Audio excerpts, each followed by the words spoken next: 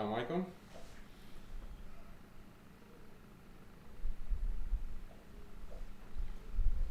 Yes, I am live. Hope everyone can hear okay. Let me get this mic. Okay. So, Bismillah.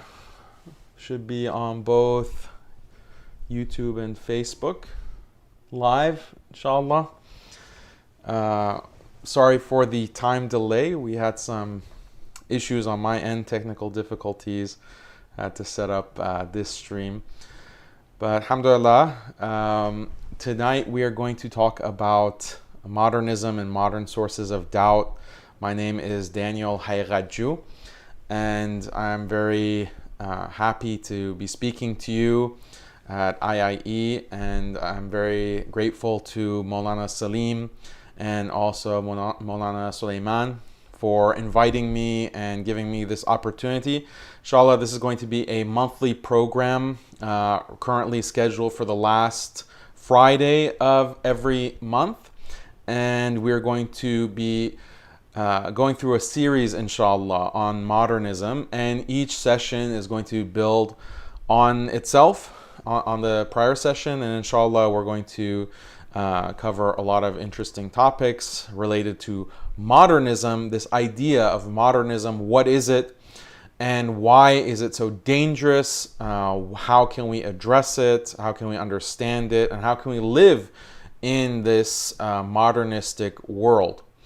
And modernism, being modern, these all have positive connotations, but for Muslims, actually, it's something that is very dangerous and problematic, and a source of actually a lot of death and destruction and loss of life, loss of tradition. This is a plague that has affected the Muslim world, and it continues to infect and cause damage to the ummah. So just as a very quick introduction to myself, I have studied modernism at university. I've studied it with a degree in philosophy at Harvard University. I did my master's degree in philosophy as well, and I did undergrad in physics and philosophy. And since about 2011, I've been writing publicly about modernism, and really everything that I try to address in my writing and my speaking, my lectures, is around and related to modernism. It's all related. So when you have secularism, liberalism, feminism, these all fall under the heading of modernism. And when we ask the question, what are modern sources of doubt? Essentially, what are the usul? What's the asl of the doubts that Muslims have today? If a Muslim comes and asks, why do women have to wear the hijab in Islam, but men do not? In fact, why is there double the inheritance for males as opposed to females when it comes to inheritance as described in the Quran? Why, in general, are there different rules and regulations for males versus females in Islam? Questions like, how do we understand, how can we prove that God exists? All of these doubts related to atheism. These doubts are actually all related. They're all related in the sense that they come from the same roots. They come from the same branch, basically. So these kinds of problems are related, and so to address them, you have to address the source. And the analogy that I use is if you have a fire that crops up in the kitchen, and then you have a fire that crops up in the living room, and then you have a fire that crops up in the backyard or the bathroom. You might think, oh, well, we have to go put out one fire, then I have to go put out the other fire, then I have to go put out the other fire, and you don't really know the source. And that's very time consuming, and it can be very dangerous because you're not necessarily going to be able to adequately address every single fire that's coming. But if you understand the source, like, oh, maybe this is an electrical problem, and that's the wiring in the house is what's causing all of these fires, then you can address the electrical problem. You can address the actual root cause of those fires, and then no fires will come from there again. And you'll be prepared in the future, right? If there are any other fires, you know what the source was, and then you can diagnose the problem and address it in a very compelling and satisfactory way. So this is our approach to doubts as well. When we understand where these doubts are coming from, how they're all part of the same overarching problem, then we can address it more systematically, and we can address it in a more compelling way, a stronger way, and we can anticipate doubts that might come in the future and have an ability to address them before they cause damage to people's iman. So this is why we talk about the sources of doubt, and the prime source is modernism. Modernism is the prime source of doubt. So I remember actually a talk that I gave several years ago at a masjid, and at that talk I asked the community members who were attending if they believe that Islam is a way of life, a complete holistic way of life. And I told them, just raise your hand if you think that Islam is a complete way of life. And everyone raised their hand. And they said, yes, Islam is a complete way of life.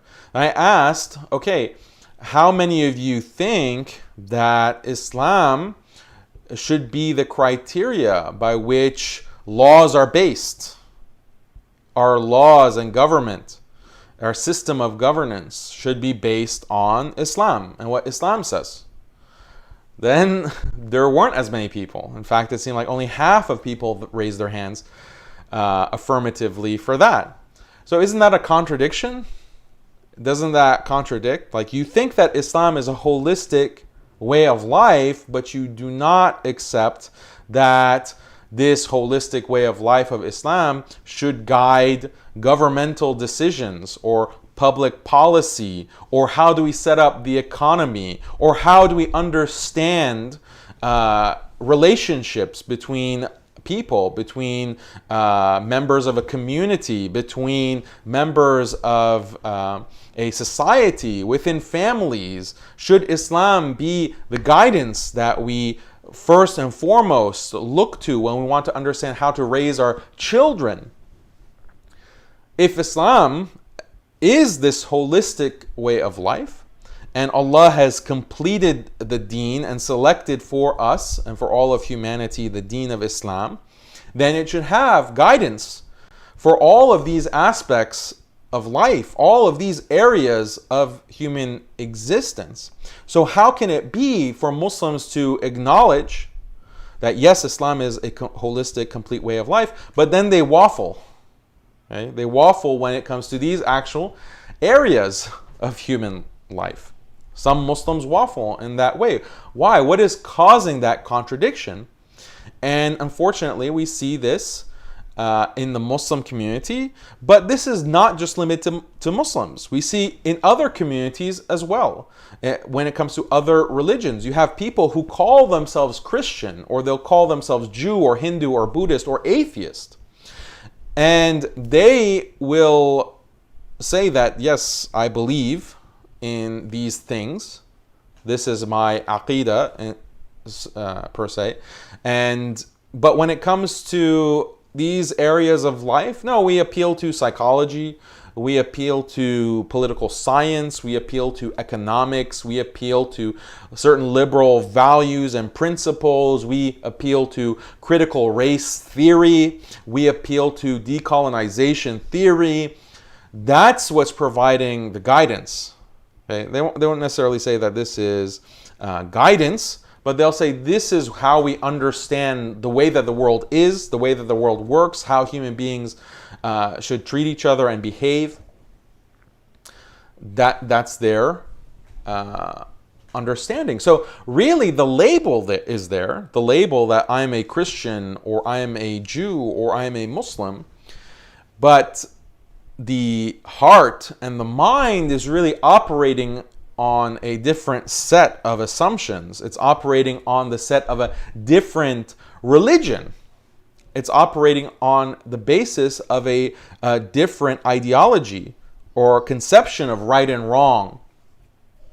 Different conception of what the universe is, what life is, what our situation as human beings is. If we accept that Islam is a holistic way of life, then we accept that Allah and His Messenger sallallahu alaihi wasallam have answered all of these questions about who we are. Okay, we're insan, we're human beings. Why are we here? We haven't been created except to worship Allah. Where are we going? We're going to death, and then there's going to be the barzakh, then there's in the qabr, then we're going to go to be judged on Yawm al-Qiyamah.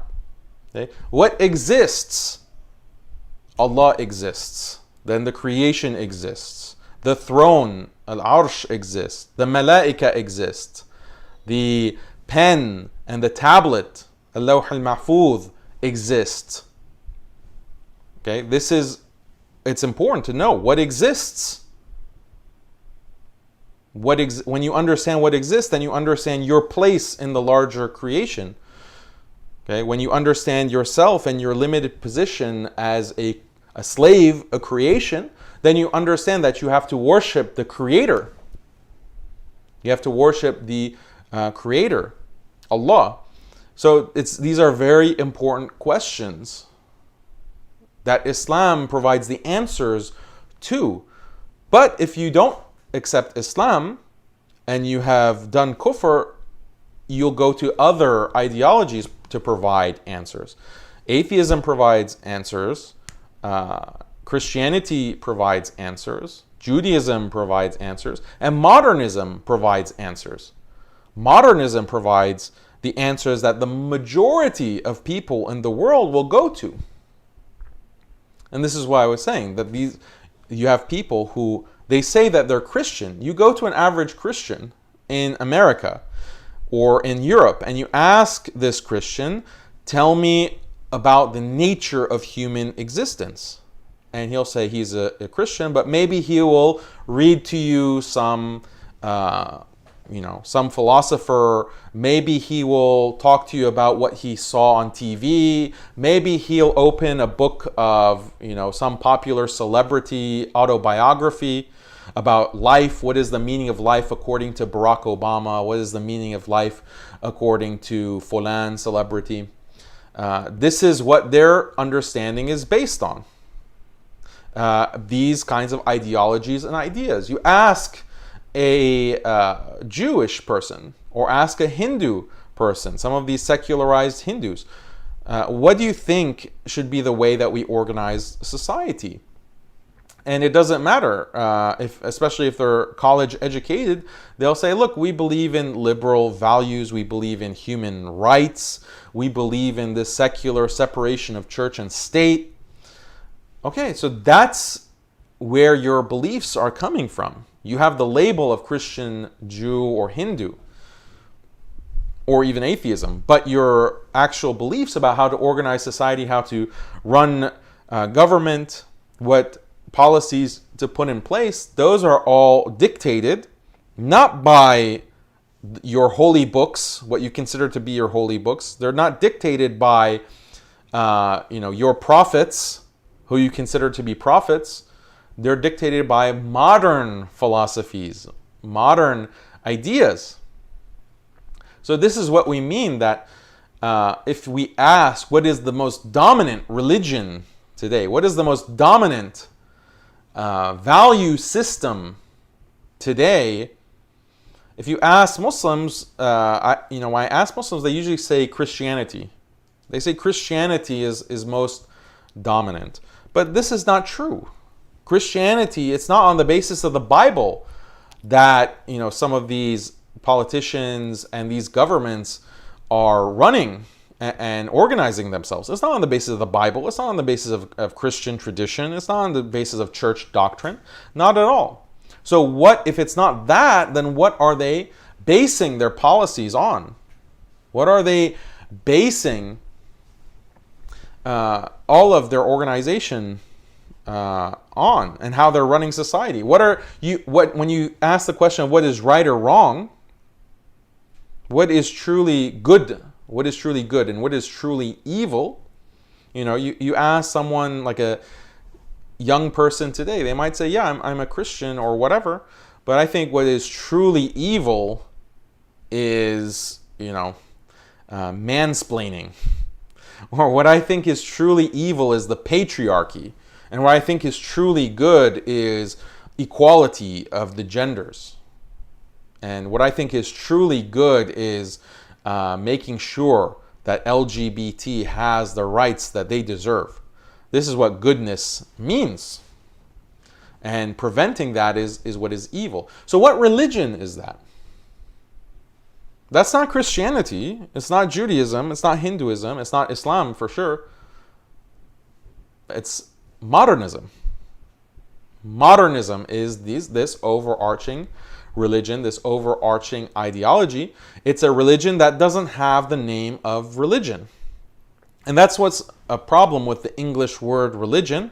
The English word religion has this connotation that it means a scriptural, traditional system of beliefs like Christianity, Judaism, Islam, Hinduism, Buddhism, Jainism, Sikhism, etc. That's what religion is. But people don't associate ideologies or philosophies with religion. So we have to expand, or we have to move away from this word religion and instead look at a better term. And we know that deen, when we say that Islam is a way of life and we say it's a deen in the holistic sense, then what other adyan, what other deens are there? And modernism is exactly this kind of deen, this kind of way of life, the modern way of life. So this is how we have to just frame it and conceptualize it. And we don't have to use the word religion. One word that I often use in my courses is paradigm. The modernist paradigm versus the Islamic paradigm. You compare them. They have overlap in some areas, but they have major distinctions between the Islamic paradigm and the modernist paradigm. According to the Islamic paradigm, our source of guidance is Allah and His Messenger sallallahu alaihi wasallam, and the Islamic tradition, and the ulama who are the inheritors of the prophets. These are the sources of guidance. But when it comes to the modernist paradigm, you have other sources of values, people's feelings, feminist doctrine, anything that is new and updated. There are many different intellectual movements, trends at any given time. So these things are always changing. And that's what really modernism is all about. Another way that we can understand it is when in the Quran, Allah is mentioning in Surah Al-Jathiyah, and Allah is saying, have you not seen the one who takes for his God, his desires? For his God, his desires. So this is very profound, because his desires, or his ahwa, his hawa, if you look at the tafsir of this ayah in Surah Al-Jathiyah, you can look at Tabari or you can look at Qurtubi. The Mufassirun say that there is an example of what this ayah is referring to, of the Quraysh who used to worship different stones. Okay, and Al-Uzza, the idol Uzza, was made of white stone. And what was observed amongst the mushrikeen were that if they're worshiping at one particular stone, and then they saw another stone They can't come across another stone and it looks better, it's shinier, or it looks like it's more valuable. Then they throw their idol, the previous stone, they throw it away, and then they start worshiping the new idol. And so the commentators are, this example is mentioned in both Tabari and Qurtubi, that this is how what is appealing to them, they take as an idol, literally. So that's one understanding of this ayah, but there are other understandings as well, and you can also read in Ma'riful Quran, the contemporary tafsir, where it's also mentioned that people who are worshiping their desires, it doesn't mean that they will admit that this desire that I have, or the hawa that I have, is literally a god. They won't necessarily recognize that this is literally a god, but to worship it means to obey. You obey your hawa, your whims and your prejudices, caprice. These are the types of words that hawa can be translated as. It's a very comprehensive and profound term and concept, but it's usually translated as desire, it can be translated as whim, it can be translated as prejudice. And then another scholar, Imam Mawardi, says that the ahwa or hawa can refer to ara or i'tiqadat. I'tiqadat meaning beliefs or opinions, views. So this can also apply to hawa. So people today, just look in this modern period, when you have things like fads or celebrity culture, and these celebrities or these musicians are literally called idols, like American Idol, European Idol. Okay, they're literally called idols, and people are following them. They're following them and they're obeying them and they're mimicking them in their behavior, right? So this can be seen as hawa. And the crazy nature of it is that these celebrities, one person is popular today and then the next day someone else is popular. The next week, the next month, someone new comes, someone more exciting. So just like the mushrikeen, just like the Quraysh that's being mentioned here, that they see someone that's better or someone who is different, and then they throw the old one away and they go to the new. They go to the new. They go to the new. What's the latest and the greatest? This is exactly what modernism is. This is exactly what modernism is. This is constant change for the sake of change. Constant updating for the sake of updating. And it's not just with celebrities. You also find it when it comes to consumerism.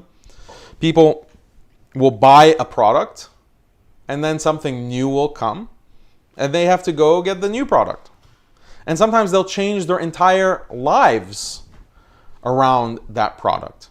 Okay? You buy a new laptop, but that laptop won't sync with your phone, so you have to get a new phone, but that phone won't sync with your TV, so you have to get a new TV. And the phone also won't sync with the car that you have, so maybe you need to update your car. And this kind of consumerism is just constantly, you have to update, you have to continue to buy and spend your money in pursuit of what? These are ahwa. Consumerism, popular media, popular music, popular culture, intellectual movements that we mentioned. Okay, there are certain ideas that are popular one day, and then they go out of fashion, and they get thrown out. Something else is appealing. So when you look at the tafsir, the contrast that's being made, or even just looking at the Quran, hawa is always contrasted with ilm. Hawa is always contrasted with ilm and huda, and guidance, knowledge and guidance. And this is something that I've experienced, maybe you've experienced it too, talking to different people, different, quote unquote intellectuals. And they'll say interesting things. They'll say that, oh, I was reading Karl Marx, the communist, and yeah, I think that he makes some really, really good points, some really interesting points. I think I'm going to be a Marxist. Oh, but now I'm reading some post-structuralists, and they're raising some very valid and interesting points. I think there's a lot to benefit from with this philosophy. And then the next week it's something else. The next month it's something else. And they're kind of very promiscuous when it comes to their interests, intellectual interests. And it's a certain type of personality. But is this person really looking for guidance? Is this person really looking for the truth? Or is he just following dhann? Is he just following hawa? Is he just following what appeals to his limited mind that is not on anything, it's not upon anything? So this is, like being in the wind, like being in the air, hawa. Okay, that this is a related term. It means it's not anchored to anything. It's just floating. It just goes with the wind. Wherever the wind takes him, he goes. So even when it comes to intellectual movements, you find this desire being first and foremost. Desire, ahwa, whims. And that's all what these ideologies are. Modernism as a whole, okay, is this idea of continuous updating. But feminism, if you think, as some of these feminists express, that why is it the case that in the Quran Allah uses the masculine pronoun instead of the feminine pronoun? Allah says, to refer to himself, Allah says huwa instead of hiya. Masculine huwa instead of feminine hiya. Why? That's unfair. Allah, we know that Allah doesn't have a gender. So we should be fine using the feminine pronoun for Allah. And you have some politicians, most notably a recent politician, Rashida Tlaib of Michigan, who claims to be a Muslim, but she's on record when she was interviewed about misogyny in Islam. She said, my Allah is a she. My Allah is a she, like with full conviction. So, a'udhu billah. This is the type of mentality. This is just pure hawa. You have taken as your gods, your own ahwa. All of these ideologies, all of these philosophies. So let's talk more about some of the characteristics of modernism. And the organizers said I can go for 15 minutes since we started late. So I'll try to wrap it up, inshallah. When we look at modernism, what are some characteristics? What are some characteristics of this overall religion? Well, first of all, let's talk about its history. It began in the 16th century of European history. And it began, this is when historians generally say, in the 16th century, after the Protestant Reformation. So there was conflict between the Catholic Church and the Protestants. And the Protestants broke off, and they said, we're done with this corrupt Catholic Church that is taking advantage of Christians. We have our own interpretation of the Bible. We have our own methodology for understanding the Word of God and how to live as Christians. And we don't need this Catholic tradition. It's just a source of corruption. So this was the beginning of a lot of wars, a lot of bloodshed between Protestants and Catholics. And what it ended up doing, according to the standard narrative of history, is that Christians in Europe in particular became disenchanted with the Bible, because the Bible is the source of so much conflict. And the Bible is so difficult to interpret. You have so many different interpretations. The Catholic scholars are ripping into the Protestant interpretation, and the Protestant scholars are ripping into the Catholic interpretation of the Bible, and it's causing chaos. And then the average Christian saying that, look, the Bible is not a source of guidance. The Bible is not a source of peace and harmony and organization. It's just a source of conflict and death and destruction. And to top it off, no one can really understand what it means. So there are a lot of lessons that we can learn from this disenchantment that Christians had with their books. And it all started when they cut themselves off from the tradition. They cut themselves off from the Christian Catholic tradition. And obviously the Catholic tradition was corrupt from very early on. Very shortly after Isa alayhi salam passed away, or was raised, I should say, was raised by Allah and saved by Allah. And he'll return, inshallah, in the end of times. But the Catholic tradition was corrupted. But even that corrupted tradition, they abandoned it with the Protestant Reformation in the 16th century. And so what message is there for Muslims? We see the people who are so vulnerable to modernism, the people who are so vulnerable to feminism and liberalism and all these ideologies, they're the ones who are most insistent that we have to either cut ourselves from the tradition, we have to cut ourselves from the ulama, we have to cut ourselves, or we have to reform the tradition, we have to use maqasid al-sharia to reevaluate, revisit. Okay, if they want to be more diplomatic, they'll say we have to revisit these masail, these issues. So those are the people who are unanchored. They're the ones who are floating. They're the ones who, wherever the winds of modernism takes them, they will be vulnerable to float in that direction, away from the grounding and the firm basis of ilm and huda, and guidance, knowledge and guidance. This is a sign for us when we look at the history of these other, of Ahlul Kitab specifically. So this was the Protestant Reformation, happened in the 16th century, and it led to this chain event, because if we can't go to the Bible for our understanding of the universe and for our understanding of human beings and what's right and wrong, what's good and evil, if we can't go to the Bible, we can't go to tradition, what else is there? And their understanding was that we have to go to the human mind, what they considered wrongly to think of as human reason. We have to use human reason, and we have to use science, we have to use rationalism, we have to use empiricism, and this is how we can answer all of these important questions about life.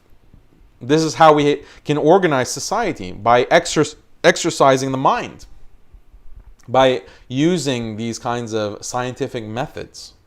Science has the answer to what is right and wrong. This was their answer, but what they quickly realized is that, none of us agree. There is just all of this very deep, heated ikhtilaf, disagreement between different philosophers, different scientists. And if we're honest with ourselves, as a civilization, European civilization, if we're honest with ourselves, we can't say that we have one coherent philosophy, one coherent system of belief. It's just a hodgepodge of all of these different ideas and views and philosophies. And plus, they're constantly changing. What is considered correct today is overturned tomorrow. Even in science, okay? We were following a kind of Platonic physics. Then we adopted Aristotelian mechanics or dynamics. Then we realized that that's not really correct. Maybe a Cartesian system, a Cartesian understanding of motion That's how we can understand the way that the universe works and moves and how the stars and planets move. We're using a Cartesian understanding. And then Isaac Newton comes in, no. Cartesianism is completely false and irrational. Here's a Newtonian mechanic. Within his Principia Mathematica, Isaac Newton has his physics. And then that lasts for over 2 centuries. And then Einstein comes and he says that, no, we have to revise this. We have special relativity. We have general relativity. Then the quantum physicists come and they say, no, we have new discoveries when it comes to the atom and the proton and the electron and so on and so forth. So, okay, how is this rational?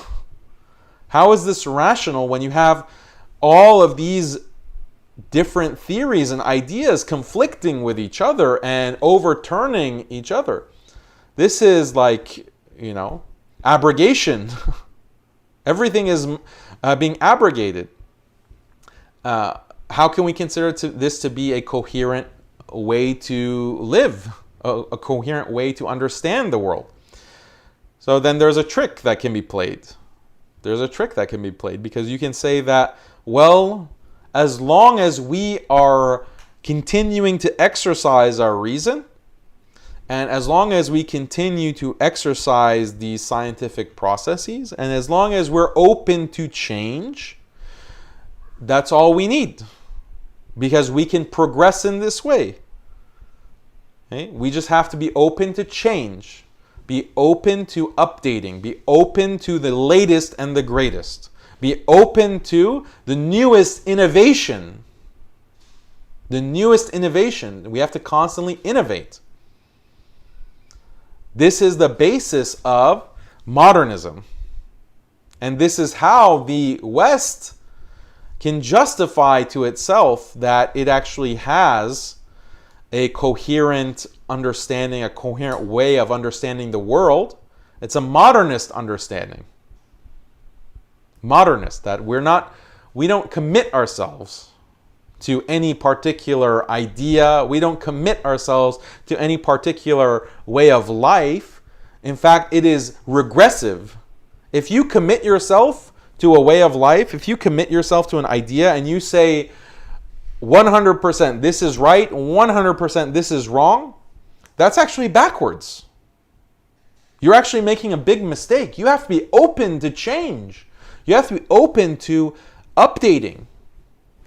You have to be open to maybe tomorrow something new is going to be seen as right and wrong. And even within people's individual lives, they experience this. They say that, well, 5 years ago, I was quite a homophobic person. 5 years ago, I was very transphobic. 5 years ago, I was very misogynistic.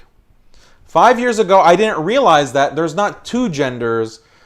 There are actually 100 or 1,000 genders. Now I know that, but I didn't know that 5 years ago, so I was transphobic or I was homophobic because I didn't feel comfortable sending my children to go to a library to be read stories. My 5-year-old child to be sent to the public library to be read stories from a drag queen. 5 years ago, I was uncomfortable with that, but now I am comfortable with that. So I've progressed in my understanding of what is right and wrong, what is decent and what's not decent. What's not decent is to be uncomfortable with that. What's indecent is to be uncomfortable with the drag queen reading to my 5-year-old. So even within a person's individual life, forget about 100 years ago. People 100 years ago, those people, of course, they didn't know anything about anything. Why? What reason? Why would you say that 100 years ago people were ignorant? They were irrational and they were immoral 100 years ago compared to today. Why would you say that? And the modernist will respond, well, it's 100 years ago. Of course. Isn't it obvious? It's 100 years ago. So just by virtue of the distance in time, that time has elapsed, 100 years has elapsed, that is the reason why we have progressed, why we're better.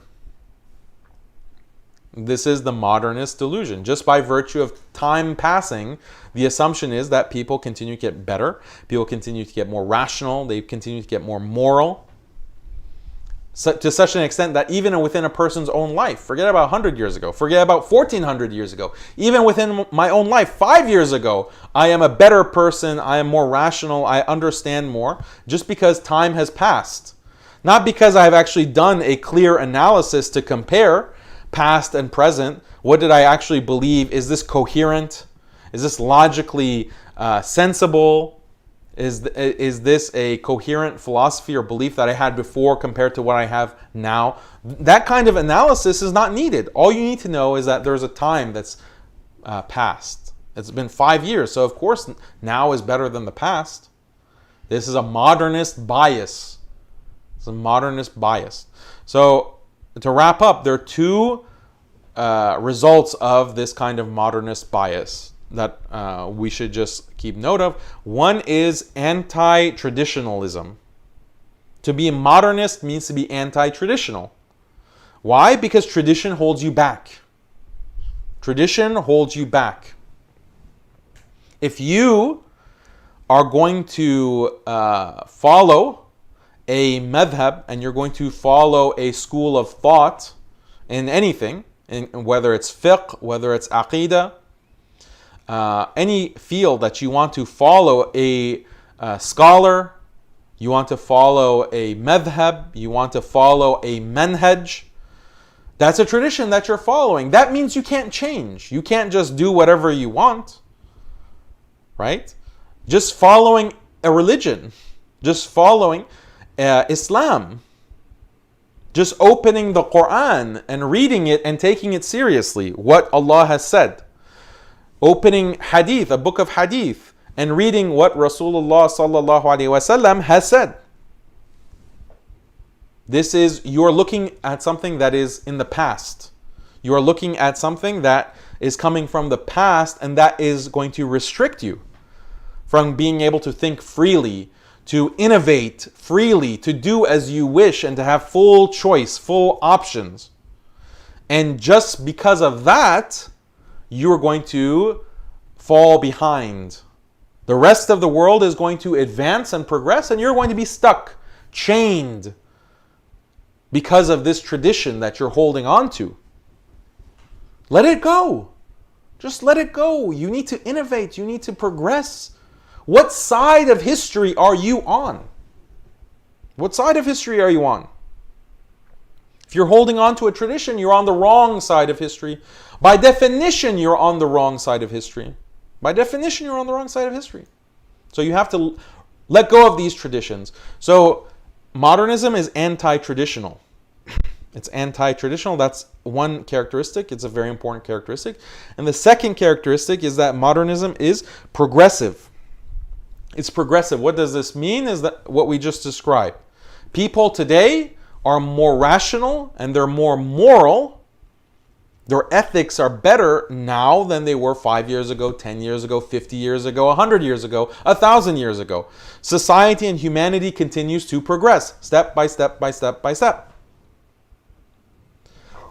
Purely by the passage of time and letting go of all religions and letting go of all traditions, people will advance and they will become better, they'll become smarter, they'll become more moral and ethical.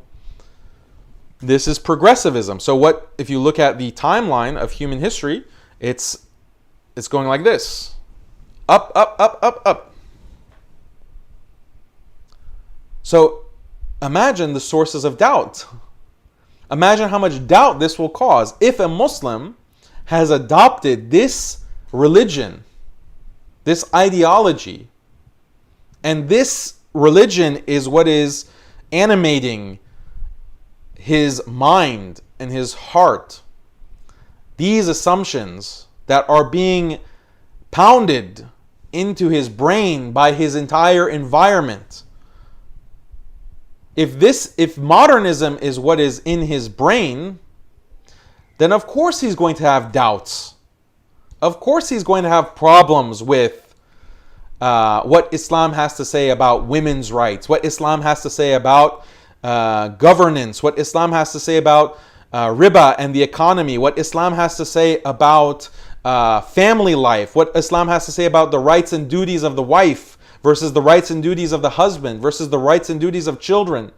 Of course, they're going to have a lot of doubt about LGBT. Of course, they're going to have a lot of doubt about all of these different areas where there's a clash between what is considered correct, rational, and moral today, which is seen as the peak of rationality and the morality at the cusp of history. There's going to be conflict between that and Islam, of course. And that conflict is what is causing doubts. This is the source of doubts, modern doubts. So that is just a very quick overview of modernism and the modern sources of doubt. And next month, inshallah, we'll have a continuation of what we discussed today. But I have some homework for you to think about.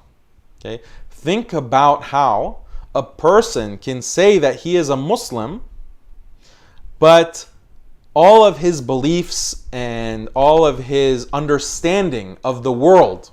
Okay, Islam is not here just to say that this is the Quran, you read it, you pray your salah, you fast in Ramadan, you pay your zakat, and then, that's your Islam, and then you die, and that's it. Okay, and then you'll be judged. No, Islam, if you truly believe that Islam is a complete way of life and that Allah has chosen this deen for all of humanity and is a guidance for every aspect of our lives, if you truly believe that, as you should as a Muslim, then think about how modernism can play with that and can derail that and can diffuse that and cause a person to say and think that he's not only a Muslim but a traditional Muslim. He'll say, I'm a traditional Muslim. And he will, go to the halaqah and he'll go to this and that and he'll think he's a traditional Muslim, but his entire mentality and understanding of the world is dictated by modernism. See if you can think of examples. See if you can think of examples in your life. See if there's something within yourself, right? See if there's something within yourself, your family, and just reflect. This is something that you can reflect, because if you recognize what this ideology is, modernism, then you can better address it and you can diagnose problems better. If you don't know what it is, then it's dangerous because it's so ubiquitous. It's everywhere. It's like the air that you breathe and the water that you drink. Then you won't be prepared to address it. You won't be prepared to understand it and to react to it and to prepare for it, to save yourself and your family from it. So recognizing the problem is half the battle. So for your homework, inshallah, see if you can find examples of this. Okay, so we went right up to the time. We won't have time to address questions, but I'll check the live stream and the chat, and if there are questions that can be addressed, I'll look at them and address them the next month, inshallah. So we make sure to answer all your questions. Jazakumullahu khairan for your attention and tuning in. Again, very happy to be able to speak to you, and I appreciate IIE and Maulana Salim, Maulana Sulaiman for inviting me. Barakallahu feekum, and I'll talk to you soon. Assalamu alaikum wa rahmatullahi wa barakatuh.